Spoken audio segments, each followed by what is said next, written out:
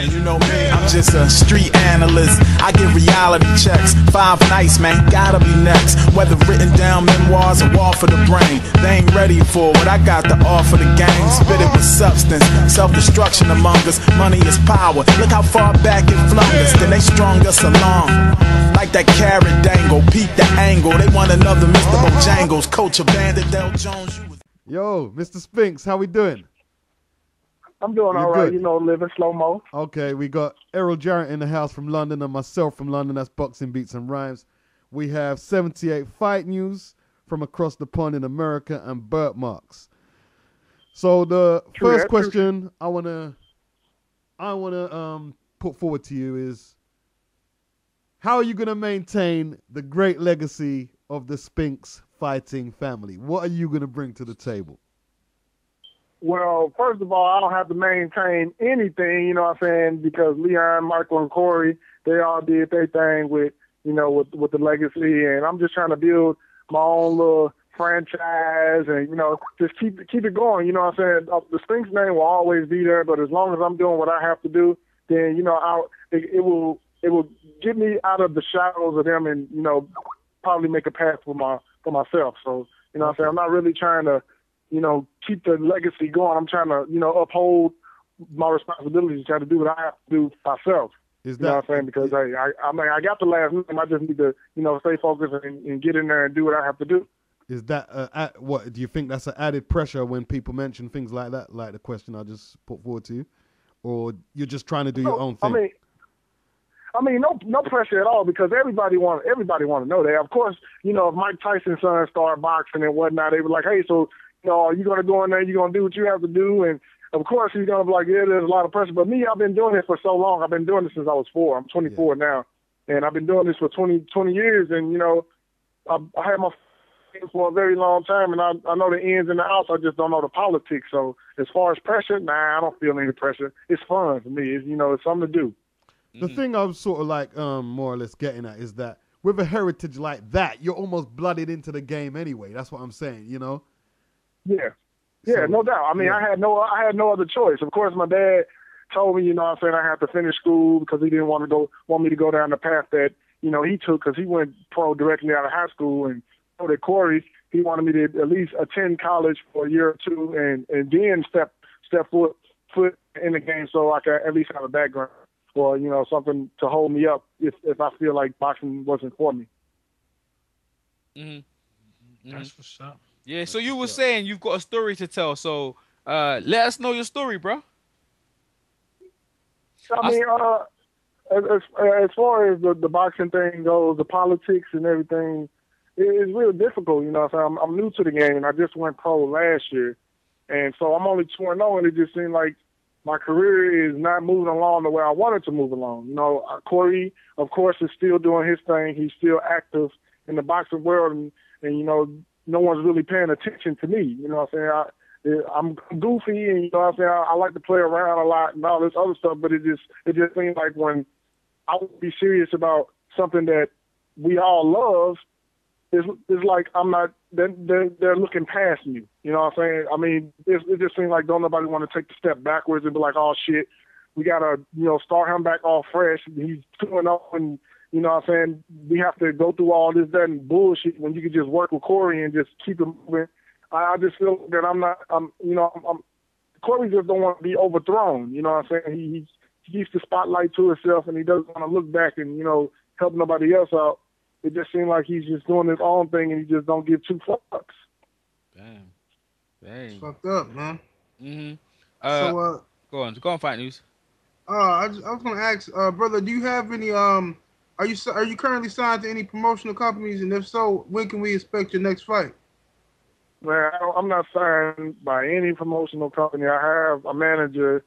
I don't know, to tell you the truth, I can't tell you when the next time I'm gonna fight. You know, as soon as possible. But every fight that I have, they either don't want to fight or the card get canceled. So it's like I'm working my ass off and busting my ass off for nothing. But, you know, like a lot of people been telling me, you know, on Facebook and Twitter and stuff, you're never not doing anything for nothing. You know what I'm saying? There's always going to be that day where, you know, you train your hardest and the day going to come and you're going to, you know, show your ass. So You know, all I can do right now is just tell you that I'm in the gym every day, 24/7. I have to do. You know what I'm saying? I don't get my hopes up. I don't get my hopes up anymore because you know they keep shattering that shit every day. Hey, Cory, you was at someone called me Cory. Leon, you was talking about earlier on talking about the fight, your last fight, how the judges they try to rob you. Yeah, go through that again. Yeah. I mean, my last fight was. I mean, that was the best. I was in the best shape of my life. You know what I'm saying? And I trained for 4 months straight, and I didn't know. Like I said, I didn't know the ins and outs of California because you know California got their own rules and shit. And didn't nobody tell me that they were big on showmanship. You know what I'm saying? So you know, I came out dancing. You know what I'm saying? Doing what I do because I mean, it's just in our blood to dance. I mean, we don't go out here and do it on purpose. It just we feel it, you know. So I get in the ring, and you know, the guy was talking a lot of shit at the weigh-in, and you know what I'm saying. I didn't really say too much to him. I just like, I'm gonna show your ass in the ring.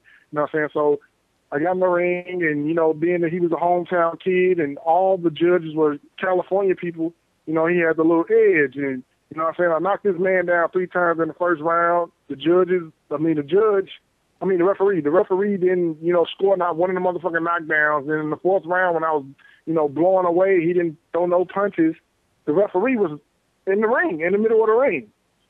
So I look back, I'm like, are you going to come over here and you going to, you know, I'm literally talking to the referee, and he's like, man, just continue to fight. What the fuck? So they was cheating me. I feel like I got robbed because of some fact that I came out and they didn't like that. It was just draw. You say how many times you knocked that boy down? I knocked him down 3 times. 3 times in a 4 and round. They gave me a draw. Damn. Yeah, I'm looking at it. Right. And then I make it so bad. There was another St. Louis fighter that fought on the card, and he got a draw too. Oh dear.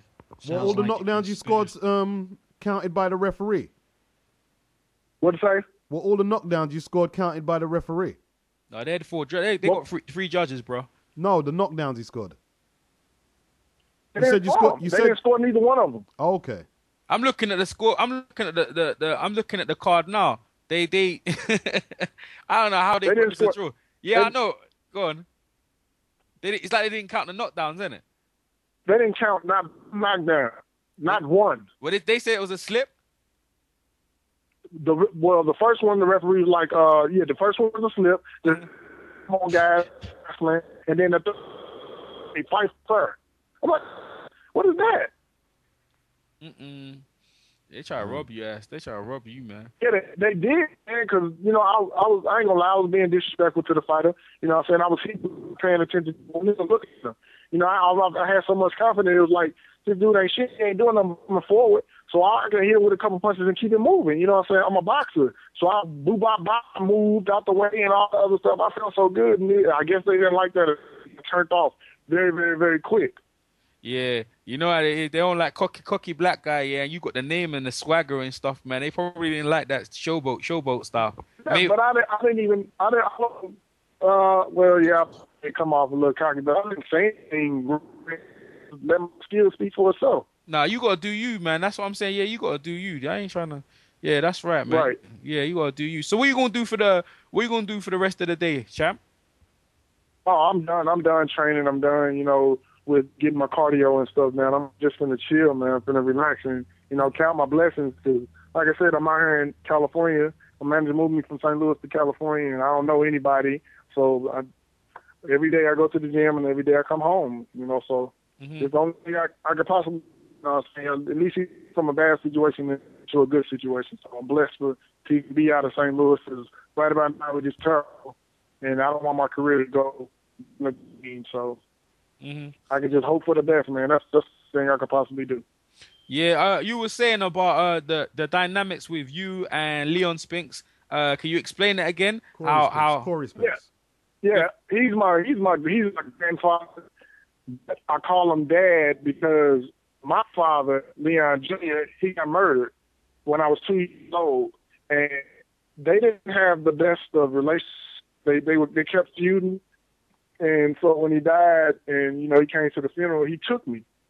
My grandfather took me. He was like, hey, look, he asked my mom, can he have me? And my mom was like, yeah, sure. You know what I'm saying?